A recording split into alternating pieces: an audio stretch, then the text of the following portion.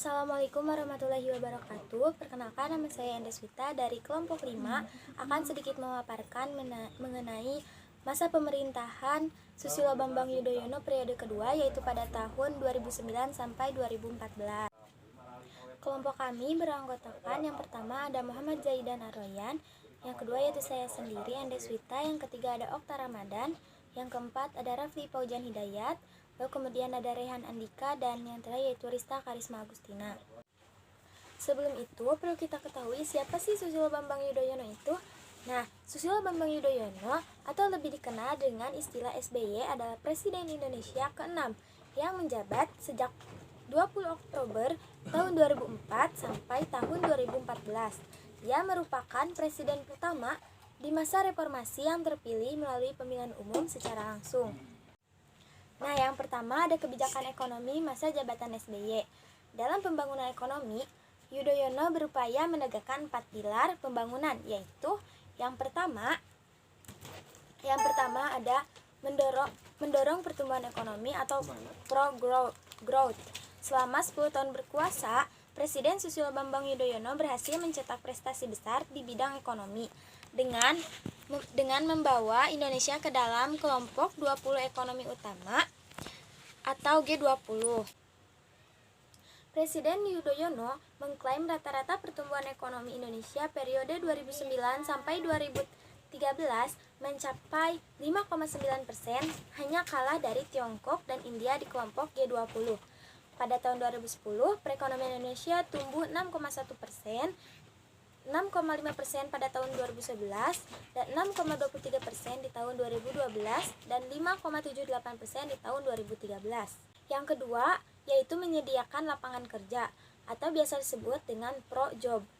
Perluasan kesempatan kerja melalui pengembangan ekonomi, kerakyatan, serta percepatan transformasi ekonomi, pengembangan agribisnis, dan peningkatan produksi pangan. Pemerintah juga terus berupaya memenuhi kebutuhan energi yang ramah lingkungan, serta melakukan reformasi birokrasi dan tata kelola pemerintahan. Yang ketiga yaitu mengentaskan kemiskinan atau disebut dengan pro-poor. Yang keempat yaitu melestarikan lingkungan atau disebut dengan pro-environment. Di hadapan para peserta dari negara-negara Asia Tenggara, SBY mengatakan saat ini semakin banyak negara di kawasan yang mengadopsi praktik-praktik kebijakan pro-lingkungan. Katanya, kini semakin nyata dalam perencanaan strategi pembangunan di lingkungan pemerintahan maupun sektor swasta. Lalu selanjutnya ada kebijakan politik masa jabatan Susilo Bambang Yudhoyono. Susilo Bambang Yudhoyono adalah presiden ke-6 dengan wakil presidennya yaitu Jusuf Kalla. Beliau adalah presiden pertama yang terpilih melalui jalur pemilu pada tahun 2004.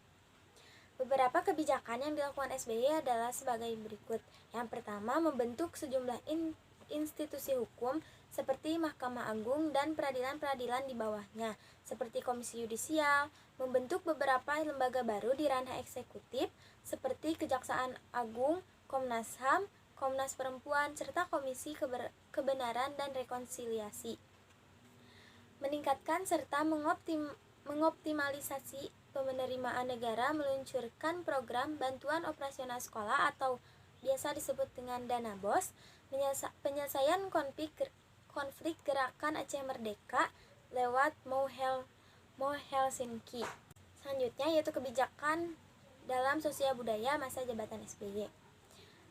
Kebijakan sosial, Presiden SBY berhasil meredam berbagai konflik di Indonesia seperti konflik di Ambon, Sampit, dan juga di Aceh.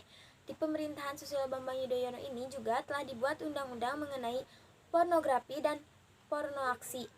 Namun, usaha ini tidak disertai dengan penegakan hukum yang baik sehingga tidak terrealisasikan.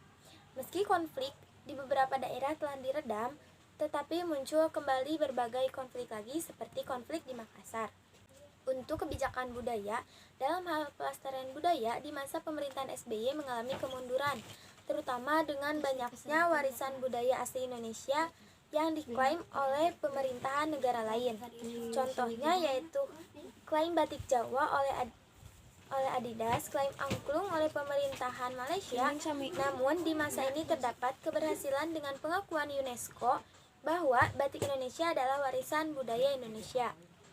Selanjutnya yaitu ada di bidang perencanaan pembangunan.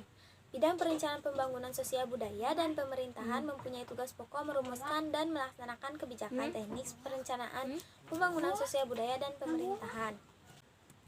Sekian yang dapat saya sampaikan. Mohon maaf apabila ada kekurangan dan kesalahan. Wabillahi taufiq wal hidayah. Wassalamualaikum warahmatullahi wabarakatuh.